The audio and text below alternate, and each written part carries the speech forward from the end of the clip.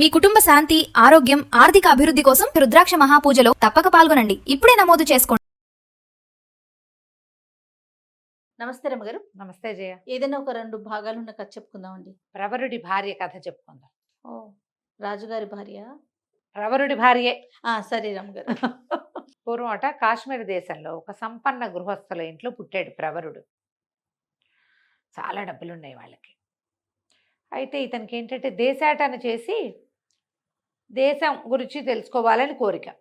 చక్కగా చదువుకున్నాడు అబ్బాయి. జ్యోతిష్యము అన్నీ చదువుకున్నాడు. కొంత వైద్యం తెలుసు, జ్యోతిష్యం తెలుసు, మంత్రిత్వపు సంగతులు కూడా కొన్ని నేర్చుకున్నాడు. తర్వాత ఏమో మన ఈ రాచరికానికి కావలసిన వ్యవహార రాజకీయం విషయాలు అవన్నీ కూడా అబ్బాయికి బాగా తెలుసు. చక్కగా చదువుకున్నాడు.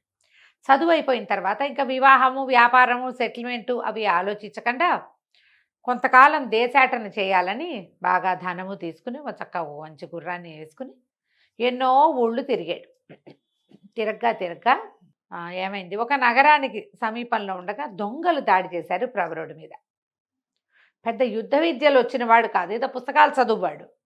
వాళ్ళు ఇతన్ని కొట్టి ఇతని బట్టల దగ్గర నుంచి అన్నీ తీసేసుకుని ఇతని బట్టలన్నీ వచ్చిన వాళ్ళంతా వేసేసుకుని వాళ్ళ చింకి బట్టలు అక్కడ విప్పి పారేశారు. ఇతను ఒంటి మీద బట్టలు కూడా లేవు, అవి కూడా లాగేసుకున్నారు. మంచి మంచి బట్టలు వేసుకున్నాడని. గుర్రం పట్టుకుపోయారు. డబ్బులు గిబ్బులు ఇతను తెచ్చుకున్నవన్నీ మొత్తం పోయినాయి. దిశమూలతో మిగిలాడు. లోపల భాగాల్లో ఉండే బట్టలే తప్పిస్తే ఇంకేం లేదు. దిశమూల అనకూడదు, ఏదో చిన్న అంగాస్త్రంతో మిగిలి ఏం చేస్తాడు, ఆ దొంగలు విడిచిన కుళ్ళుగుడ్డలే ఏవో ఒకటి కట్టుకుని ఇక నడవటం మొదలుపెట్టాడు. అంతకుముందు డబ్బులు ఉండటంతో ఆహారానికి ఎక్కడా లోటు లేదు.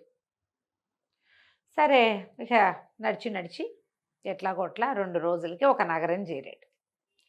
చేరితే ఏదైనా సత్రాలు అవి ఉన్నాయో లేదో తెలీదు. జనాలు ఎవరికైనా నా పరిస్థితి ఇది, దొంగలు నా మీద పడ్డారు, ఇలా దోచేసుకున్నారని చెప్పడానికి సిగ్గుపడ్డాడు. పెద్దింటివాడు కదా. అలాగే ఆలోచించుకుంటూ మెల్లిగా ఆట నడిచి ఒక గుర్రపుశాల వాకిట్లో అరుగు మీద కూర్చున్నాడు. ఆహారం తీసుకుని 2 రోజులైంది. మరి గుర్రపుశాల దగ్గర విశాలంగా ఉంది, గాలిస్తుంది. ఆకలి నిస్త్రాణకి మెల్లిగా సాగోరి నిద్రపోయాడు. నిద్రపోతున్నాడు. నిద్రపోతుంటే ఏమైంది, ఆ నగరానికి రాజుగారు ఒక ఆయన ఉన్నారు, జయసేనుడని. ఆయనకు ఒక కూతురు ఉంది, కాంచనవల్లి. పిల్ల చాలా అందగత్త, పిల్ల చక్కగా చదువుకుంది. తండ్రి పెళ్లి చేయాలని భావించాడు. ఏవో పెళ్లి సంబంధాలు తెస్తున్నారు కానీ ఈ అమ్మాయికి నేను ఇంత చదువుకున్నాను, దాంతో సంబంధం లేకుండా ఎవరో ఒకళ్ళని చేసుకోవడం ఇష్టం లేదు ఆ పిల్లకి. చదువుకున్న వాడినే పెళ్లి చేసుకోవాలి. ఏదైనా పెళ్లి సంబంధం రాక నేను చదువుకున్నాడంటే ఏదో కాదు, ఈయనకి అది వచ్చా, పంచకావ్యాలు వచ్చా, అవేవి రావు. ఎట్లా పెళ్లి చేసుకోవడం ఇష్టం లేదు. అందుకని ఈ అమ్మాయి ఏమనుకుంది, నా దారి నేను ఇంట్లో నుంచి వెళ్ళిపోయి నా అంత చదువుకున్న వాడిని ఒకడిని చేసుకోవాలి అని భావించి తన స్నేహితుడు అయిన మంత్రి కుమారుడికి ఒక ఉత్తరం రాసింది. నేను ఇంట్లో నుంచి దేశాటానికి వెళ్ళిపోవాలనుకుంటున్నాను, మరి నువ్వు గుర్రపుశాల దగ్గరకు వచ్చి ఉండు, 2 గుర్రాల మీద వెళ్ళిపోదాం. నువ్వు వెళ్ళేటప్పుడు నేను నీకు విషయం చెప్తా. నా కోసం అర్ధరాత్రి 12 గంటలకి గుర్రపుశాల దగ్గర వేచి ఉండు. ఈ మంత్రి కుమారుడు ఈ అమ్మాయి వయసువాడే, సహాధ్యాయి. వీళ్ళిద్దరూ గురుకులంలో చదువుకున్నారు. ఫ్రెండ్షిప్పే, ఇంకేం వేరే వ్యవహారం లేదు. తనకు తోడు ఉండటం కోసం ఆ అబ్బాయిని పిలిచి సరే ఉత్తరం రాసేసింది. వాడికి ఉత్తరం చేరింది. అతను కూడా వద్దామనుకున్నాడు. కానీ ఏమైందట, ఆ రోజు అంతఃపురంలో అత్యద్భుతమైన ఒక నాట్య ప్రదర్శన ఏర్పాటు చేశారు. ఆవిడ ఎక్కడో మహానుభావురాలు, నాట్యమయూర్ అని పేరున్న ఆవిడ. చాలా గొప్ప నృత్య ప్రదర్శన. మంత్రి గారు వెళ్తూ తప్పనిసరిగా కొడుకుని ఇడుచుకుపోయాడు దానికి. అబ్బాయి వద్దామనుకున్నా రాలేని స్థితి. అయితే ఈ నాట్య ప్రదర్శన ఉండటం వల్ల జనమంతా అక్కడ ఎంగేజ్ అయి ఉన్నారు కాబట్టి రాజకుమార్తె అయిన కాంచనవల్లి పారిపోవడానికి దొరికింది టైము. ఏం చేసింది, కాసేపు కూర్చుని తర్వాత తలకాయ నొప్పిగా ఉంది, కాలు నొప్పిగా ఉంది, కాలు తిమ్మిరెక్కింది, కాళ్ళు కడుక్కోవాలి, ఇలాంటివి ఏవో మాటలు చెప్పి అక్కడి నుంచి వచ్చేసి కొద్దిగా బంగారు నాణ్యాలు తీసుకుంది. ఎక్కువ నగ నాణ్యం ఏం లేదు, కొంచెం మామూలుగా ముసుగు లాంటిది ఏదో వేసేసుకుని గుర్రపుశాల దగ్గరికి వెళ్ళిపోయింది. శాల దగ్గర ఎవరుండాలి, మంత్రి కుమారుడు ఉండాలి. అరుగు మీద పడుకుని నిద్రపోతున్న పొడుగాటి శరీరం ఉన్నవాడిని చూసి వాడే మంత్రి కుమారుడని భావించి తబ తట్టలిపి లేలే, తొందరగా శాలలోకి వెళ్ళి 2 గుర్రాలు తీసుకురా, పారిపోదాం అంది. అర్థం కాల ప్రవరుడికి. నిద్రలో లేచాడు. ఎవరో అమ్మాయి దగదగలాడుతున్న ఈ నగలు బాగా చక్కగా పొడుగ్గా బాగానే కనపడుతోంది. గుర్రాలతే అంటోంది. నిశ్శబ్దంగా లేచెళ్ళి గుర్రపుశాల నుంచి 2 గుర్రాలు తెచ్చాడు. గుర్రం ఎక్కేశాడు. ఆ అమ్మాయి గుర్రం ఎక్కింది. ఇద్దరు స్వారీ చేసుకుంటూ వెళ్ళిపోయారు. బాగుంది. తెల్లవారేదాకా ప్రయాణం చేశారు. ఎటో బాగా తెల్లారిన తర్వాత ఆ అమ్మాయి తెల్లవారితో పాటు ఈ అమ్మాయి కూడా తెల్లబోయింది. వీడెవడో మంత్రి కుమారుడు కాదు, కుళ్ళుగుడ్డలు వీడు, గడ్డం పెరిగి దీనావస్థలో ఉన్నట్టున్నాడు. అర్రే వీడితో వచ్చానే, ఇప్పుడు నేనేం చెప్పి వెనక్కెళ్ళను? ఏడుపు వచ్చేసింది. వాడేమైపోయాడు? మంత్రి కుమారుడు మన ఫ్రెండు, వాడేమో రాలే అసలు. ఇక ఏం చేయాలో తెలియలే. కళ్ళ నీళ్ళు తుడుచుకుంటూ కూర్చుంది. ఇతనికి పిల్ల అందంగా ఉంది తెలిసింది. సరే ఏం చేశాడు? చెట్టు కింద ఆపుకున్నారు. కాసేపు అట్లాగే సోకించింది. ఇంకేం చేయాలో తెలియక ఇతను ఆ చెట్టు ఎక్కి 2 పళ్ళు దోముకునేందుకు 2 పుల్లలు విరిచి ఓ పుల్ల తెచ్చి ఈ అమ్మాయి ముందు పడేశాడు. పళ్ళు దోముకుంది. అక్కడ ఏదో చిన్న నది లాంటిది. మొహం కడుక్కున్నారు. మొహాలు కడుక్కుని 2 అడుగులు ముందుకెళ్ళారు. అక్కడి నుంచి మరి బయలుదేరి వెళ్ళాలి. ఆ నది బల్లకట్టు దాటడానికి ఒక అవకాశం ఉన్న ప్రాంతానికి చేరారు. చేరితే ఏమైంది? బల్లకట్టు మీద ప్రయాణం చేయాలి. ఇంతలో ఆ బల్లకట్టు దగ్గర ఒక ముసలావిడ బల్లకట్టు నడుపుతాడు కదా, పంటో ఏదో అంటారు, పంటు దాని పేరు. ఈ ఒక ప్రవాహానికి ఇటు నుంచి అటు మార్చేదమా వెళ్తుందనమాట. దాంట్లో మన వాహనాలు కూడా ఎక్కించవచ్చు. ఈ గోదావరి జిల్లాలో ఉండే వాళ్ళకి ఈ పంట సంగతి తెలుస్తుంది. అదేమిటో పంటు అంటారు, అదేమిటో FOPO నాకు తెలీదు. ఓకే. మనం కొన్ని సినిమాల్లో కూడా మనకి దాటని చూస్తాం. బల్లకట్టు బల్లకట్టు అంటే అదే. అక్కడి నుంచి ఒక ముసలావిడ బతిమలాడుతుంది. బాబు బాబు డబ్బులు లేవు నాయనా, అవతల దారికి చేర్చు, బేద్దాన్ని, ఎప్పుడో ఖాళీ ఉన్నప్పుడు ఇటు వచ్చాను, ఇంకా నాకు ఇక్కడ పని దొరకట్లేదని బతిమలాడుతుంటే వాడు ఒప్పుకోట్ల. నిన్ను అట్నుంచి ఇటు నుంచి మారుస్తానా, రూపాయి లేకుండా నేను ఎట్లా చేస్తాను, నేను అట్లా చేయను అన్నాడు. ఇప్పుడు డబ్బులు కావాలి అని అర్థమైంది ఈ కుర్రాడికి, ప్రవరుడికి. ఆ అమ్మాయికి వీడి దగ్గర ఏం డబ్బులు ఉన్నాయి, వీడితో అంతా దొంగలెత్తిపోయారు కదా. చూసేసరికి ఆవిడేం చేసింది, ఇంకేం చేస్తుంది, వీడితో వచ్చాం వీడితోటే ఉండాలిగా. ఆ కొంగు చివరి మూట కట్టుకొచ్చింది ఇన్ని నాణేలు. ఓ నాణ్యం తీసి అక్కడ పెట్టింది. ఇతను ఏమన్నాడు, ఆ ప్రవరుడు ఆ బల్లకట్టు వాడితోటి, బాబు మమ్మల్ని పడవ దాటిచ్చు, నది దాటిచ్చు, మాతో పాటు ఈ ముసలమ్మని కూడా రాని, మా డబ్బులకి ఒక నాణ్యం ఒక్కర్లా దానికి, అందులో పావు వంతే సరిపోతుంది. కానీ ముసలావిడిని కూడా, మరి వీళ్ళ దగ్గర చిన్న నాణ్యాలు లేవు, వాడేమి చిల్లర ఇవ్వాల, ఈవిడిని కూడా ఎక్కించుకో, మా గుర్రాలను కూడా ఎక్కించుకుంటామని చెప్పాడు. చెప్తే సరేనన్నాడు. ముసలావిడ కూడా వచ్చింది. ఆవిడ ఏమనుకుంది, చక్కగా ఉన్నాడు కుర్రాడు, మాటలు మార్చిపోయింది, పిల్ల అందంగా ఉంది, భార్య భర్తలు అయి ఉంటారు అని భావించింది. యువతలకు వచ్చాక ఏమంది, అది హేలాపురం అని ఒక నగరం.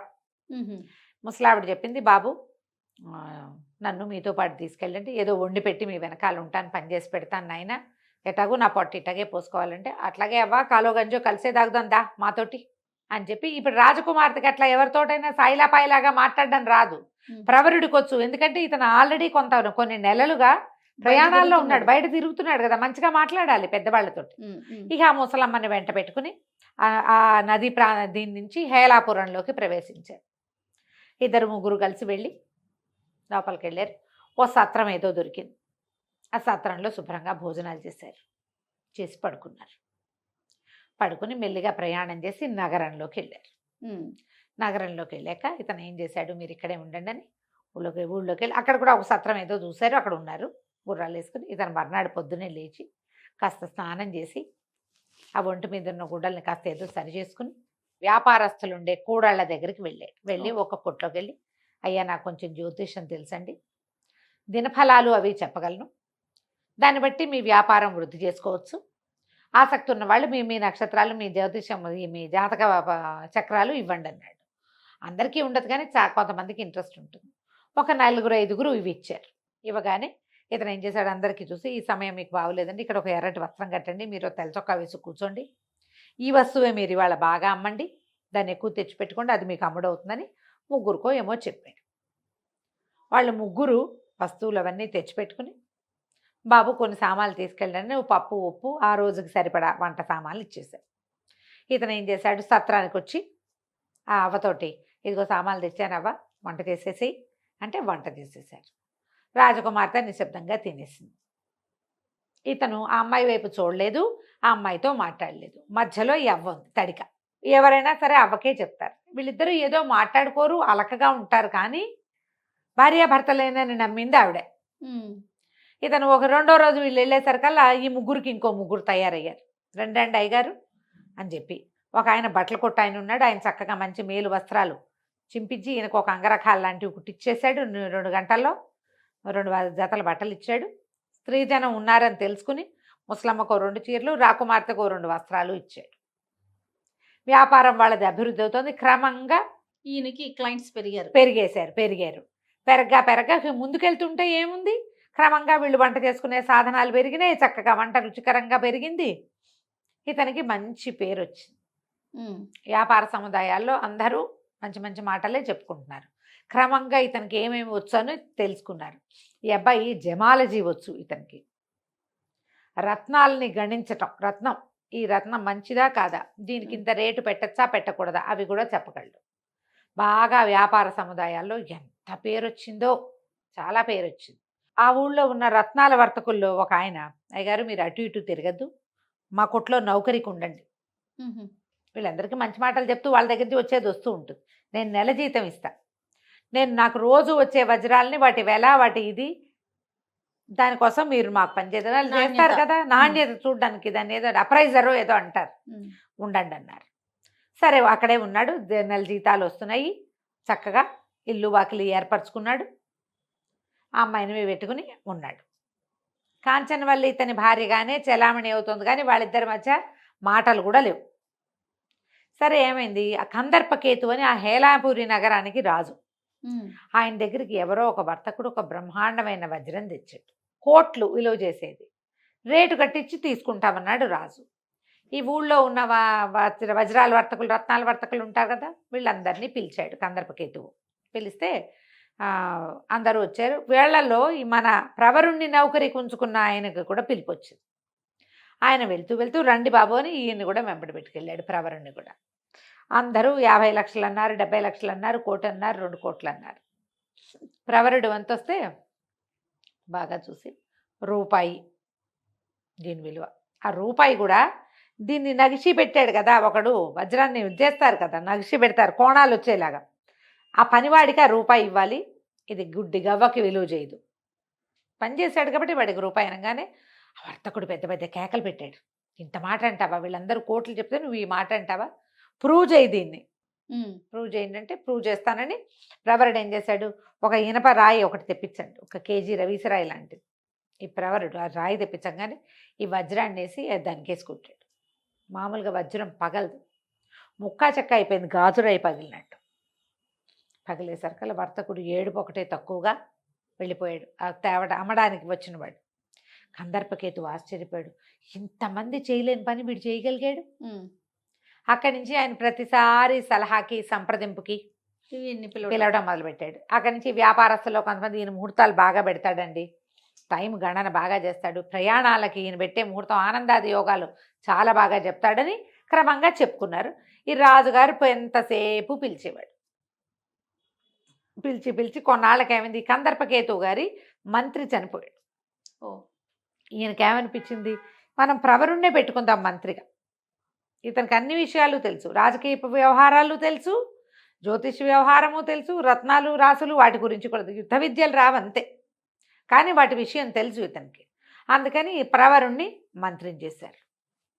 మంత్రి అయ్యాక అప్పుడు ప్రవరుడి కుటుంబం గురించి అందరికీ ప్రశ్న వచ్చింది, ఎవరు ఏంటి సంగతి అని. అయితే ఈ ప్రవరుడిట్లో ఒక చాకలమ్మాయి బట్టలు ఉతికేది.